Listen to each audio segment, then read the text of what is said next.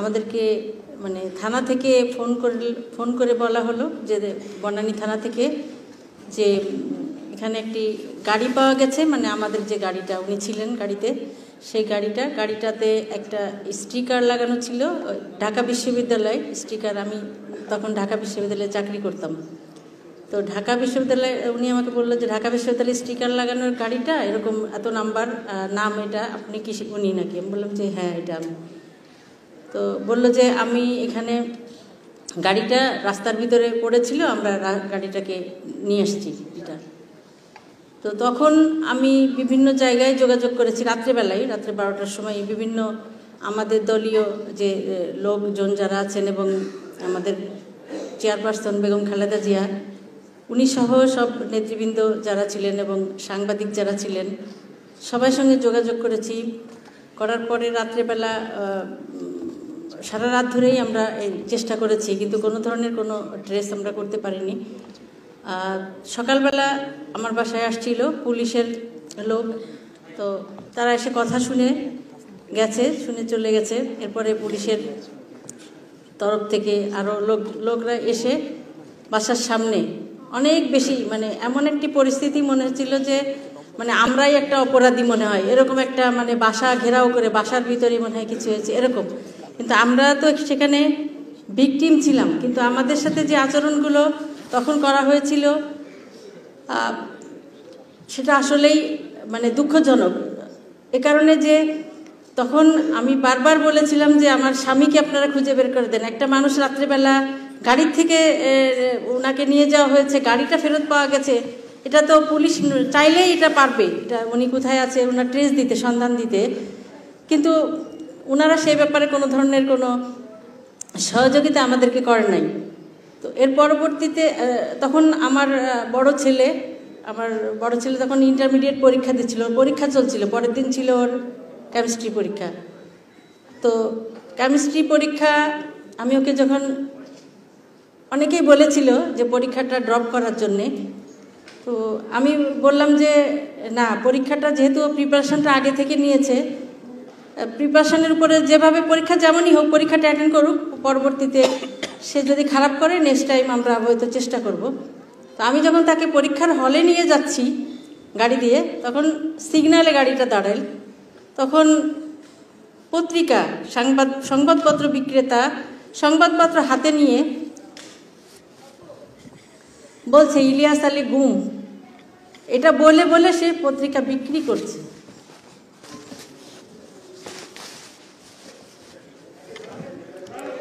যাই হোক, আমি আমার ছেলের দিকে তাকিয়ে আমি গাড়ির গ্লাসটা তুলে দিয়েছি, দিয়ে আমি তাকে হল পর্যন্ত নিয়ে গিয়েছি। হলে আমি তাকে নামিয়ে চলে আসছি। আমাকে প্রিন্সিপাল আমাকে বলেছে যে আপনার ছেলে পরীক্ষা লিখতে লিখতে থেমে যাচ্ছে, বারবার লিখতে লিখতে থেমে যাচ্ছে। তো উনি বললেন যে আমি বারবার পিঠে হাত দিয়ে বলেছি যে তুমি লিখো। তো যাই হোক, পরীক্ষা দিয়েছে এবং আল্লাহর অশেষ রহমত সে জিপিএ 5 পেয়েছে ওই পরীক্ষাতে।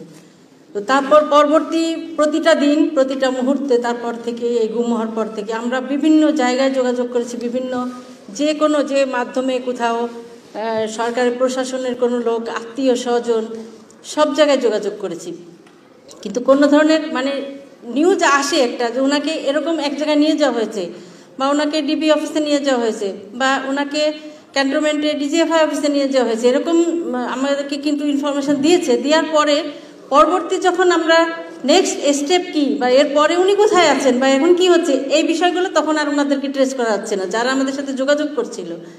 কারণ হচ্ছে যে তাদের উপর পুরোপুরি নজরদারিতে রাখা হয়েছে তাদেরকে, যাতে তারা কোনো ধরনের কোনো ইনফরমেশন আমাদের কাছে না দিতে পারে, মানে যারা ইনফরমেশনগুলো দিচ্ছিল। তো করতে করতে এরকম, তো আমাকে যখন আন্দোলন, তখন বিএনপি, উনি যেহেতু বিএনপি করে একটা বড় দল, বিএনপি আন্দোলন করেছিল এবং ওনার এলাকা বিশ্বনাথ উসমানীনগর, এখানে 5 জন লোক মারা গিয়েছিল পুলিশের গুলিতে, এবং সারা মানে 2টা উপজেলায় একটা পুরুষ শূন্য হয়ে গিয়েছিল। এখানে সবার নামে মামলা, ছেলে মেয়ে ভাই বোন যারা ছিল প্রতি পরিবারে সবার নামে মামলা ছিল, হাজার হাজার মামলা তাদের নামে করা হয়েছিল। সেই প্রেক্ষিতে সরকারের পক্ষ থেকে, সরকার রিলেটেড যারা ছিল 2-1 জন আমার বাসায় এসে নিচে, তখন তো আমি নিচে নামিনি বেশি, নিচে এসে চিরকুট লিখে দিয়ে গেছে, কেউ বলেছে প্রাইম মিনিস্টারের সাথে দেখা করার জন্যে, যে আপনি প্রাইম মিনিস্টারের সাথে দেখা করেন, আপনি এটা হইলে উনি আপনাকে ওনাকে ফেরত পাবেন আর কি, দেখা করেন। তখন আমি, যেহেতু আমার স্বামী একটা দল করে, আমি হঠাৎ করে প্রাইম মিনিস্টারের সাথে দেখা করতে যাব, তো আমি বললাম যে কিভাবে দেখা করব। বলে যে আপনি একটা প্রেস কনফারেন্সের মাধ্যমে বলেন যে আপনি দেখা করতে চান। এটা সম্পূর্ণভাবে ওদেরই মানে এটা প্ল্যান আর কি, মানে এটা সাজানো আর কি, যে আপনি প্রেসের মাধ্যমে বলেন যে ওনার সঙ্গে দেখা করতে চান, ওনার আপনার সাথে যোগাযোগ করবে। তো আমি তখন গেলাম ম্যাডামের কাছে, মানে বেগম খালেদা জিয়া, ওনার সঙ্গে কথা বললাম। তো ম্যাডাম আমাকে বললেন যে ঠিক আছে, তুমি করো দেখা, তুমি যদি ওনার সাথে দেখা করে যদি তোমার স্বামীকে ফেরত পাও তাহলে তুমি দেখা করো। তো আমি সেই অনুযায়ী আমার বাসার নিচে একটি প্রেস কনফারেন্স করে বললাম যে আমি প্রধানমন্ত্রীর সঙ্গে দেখা করতে চাই। তো পরে সেই দিনই রাত্রিবেলা আমাকে ফোন করা হলো প্রাইম মিনিস্টার অফিস থেকে, ওনার পিএস ফোন করে বললো যে আপনি কি দেখা করতে চান ওনার সঙ্গে? আমি বললাম যে হ্যাঁ আমি দেখা করতে চাই। তো বললো যে টাইম দিল যে ওই 2 তারিখ মনে হয়, 2 তারিখে মে মাসের 2 তারিখ এরকম আপনি আসবেন এরকম ইয়ে। তো আমি সেইভাবে গেলাম, আমার বাচ্চাদেরকে নিয়ে ওনার সঙ্গে দেখা করলাম। উনি আসলেন যথারীতি, উনি এসে উনি যে ধরনের নাটক করে আর কি, ওনার নাটক তো এই যে স্বজন হারানোর বেদনা, তারপরে উনি এসে আমাকে জড়াই ধরলেন। উনি আমার মেয়েটা ছোট ছিল, আমার মেয়েটাকে কাছে একদম কোলের কাছে নিয়ে আদর করলেন। তো এগুলো বলার পরে যখন আমি ওনাকে বললাম যে ঠিক আছে, আমার হাজব্যান্ডকে আপনি যেভাবে হোক কী করে দেন, আপনি সরকার চাইলে, আমি এটা বলেছি যে আপনি সর্বোচ্চ ব্যক্তি সরকারের, আপনি সরকার চাইলে বাংলাদেশে অনেক কিছুই হতে পারে। তো ইন্টারপোলের মাধ্যমে আপনারা যে বঙ্গবন্ধু হত্যার বিচার করতেছেন, যে এটা ইন্টারপোলের মাধ্যমে আপনারা আসামিদেরকে নিয়ে আসে, সেখানে ওনাকে খুঁজে বের করা তো সরকারের জন্য কোনো ইয়েই না। আপনি উনি বললেন যে হ্যাঁ আমি চেষ্টা করছি, দেখি কি করা যায়, বা এটা আমরা দেখি তাড়াতাড়ি হয়তো করব, এটার একটা পাবো। এবং আমার বাচ্চাদেরকে সান্ত্বনা দিলেন। আমি ওখান থেকে চলে আসলাম। আসার পরে তারপর আস্তে আস্তে দিন যেতে লাগলো, আমরা বারবার কিন্তু প্রশাসনের সাথে যোগাযোগ করছি, তখন আর তারা আমাদেরকে রেসপন্স করে না, তখন আর ফোনও ধরে না। বা এই যে পুলিশের যারা ছিল, পুলিশের আইজি, তারপরে ওখানে র্যাবের ছিল, তো যারা এখানে তৎকালীন ছিল তারা আর ফোন ধরে না আমাদের সঙ্গে, আর যোগাযোগ নাই। 2 একবার ধরেছিল, বলছে যে আমরা তো এখন কিছুই করতে পারি না, আমরা করবো। আমরা একটি জিডি করেছিলাম বনানী থানাতে।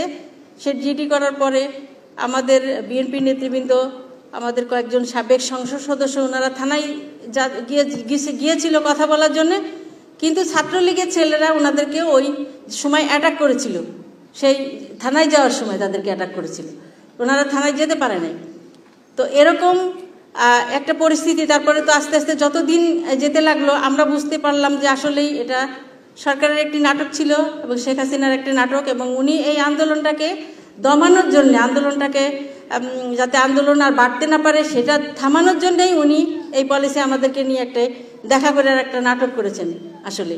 কিন্তু কোনো ধরনের কোনো সহযোগিতা, যারা নিজেরাই গুমের সাথে জড়িত থাকে তারা তো কিভাবে আমাদেরকে সাহায্য করবে।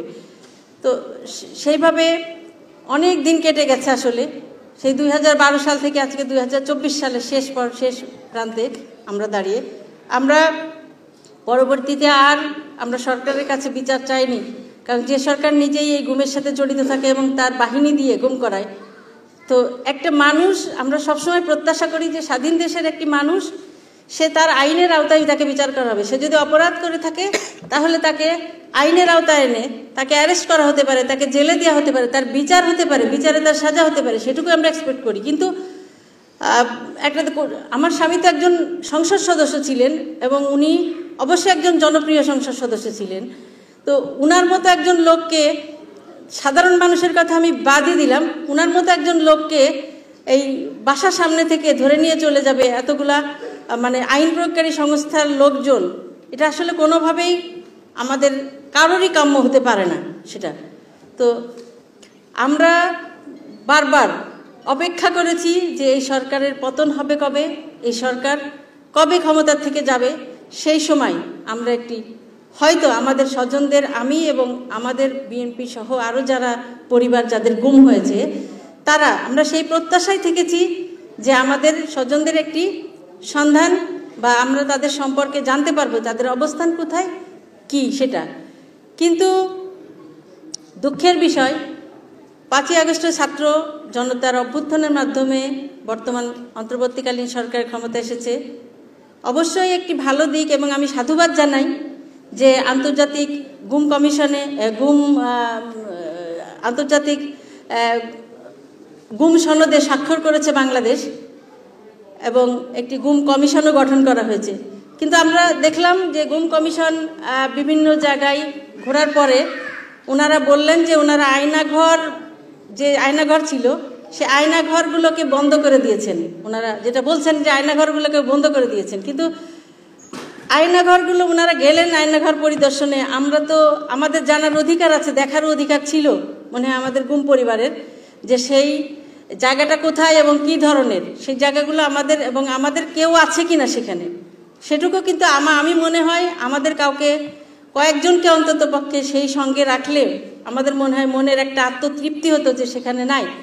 আর আয়নাঘর বন্ধ করে দিয়েছে, এবং অনেকেই বলছে আয়নাঘর নামে আসলে কোনো অস্তিত্ব ছিল না, বিভিন্ন ধরনের। কিন্তু যখন জুলাই পরবর্তী যখন আমাদের তিনজন এই ভিকটিমের মধ্যে 3 জন আমাদের ফিরে এসছে আয়নাঘর থেকে, তাদের মুখের যে জবানবন্দি ছিল সেখানে আয়নাঘর সম্পর্কে তারা বিস্তারিত বলেছেন। এটা নিয়ে আয়নাঘরের অস্তিত্ব কি, কোথায় বাংলাদেশের কোথায় কোন জায়গায়, অথবা দেশের বাইরেও কোনো আয়নাঘর আছে কিনা, এ বিষয়ে এখন পর্যন্ত কিন্তু আমরা কোনো কিছু জানতে পারিনি। আর যেটি হচ্ছে সেটি হল বাংলাদেশে এই যে গুমের জন্য কোনো আইন নাই, যে গুমের আইনটা কি এবং এর মাধ্যমে বিচারের প্রক্রিয়া কি হবে, এবং এই বিচারের সাজা কতদিন সাজা হবে এবং তাদের কি সাজা হবে। তো সেটা আমি বিশেষভাবে অনুরোধ করব বর্তমান সরকারের প্রতি, যে আন্তর্জাতিক আইনের সাথে সামঞ্জস্য রেখে একটি গুম বিরোধী আইন করা বাংলাদেশের জন্য। কারণ বাংলাদেশের যেটা আইন আছে সেটি হচ্ছে অপহরণ মামলা। এটা একটু মনে হয় এর থেকে গুমটা অনেক বেশি মানে গুরুতর অপরাধ, মানবাধিকার বিরোধী অপরাধ অপহরণ থেকে। অপহরণ ছাড়া বাংলাদেশে আর আছে হত্যা মামলা। তো এছাড়া এর বাইরে কোনো মামলা আইন নাই।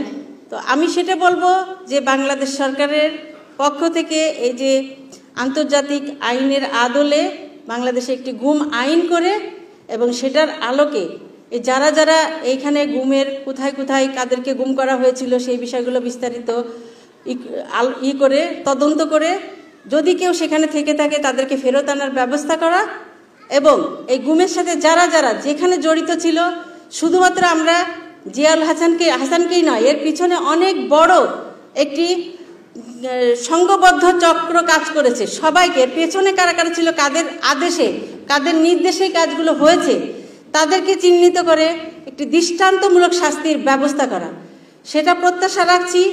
সবাইকে ধন্যবাদ। আসসালামু আলাইকুম।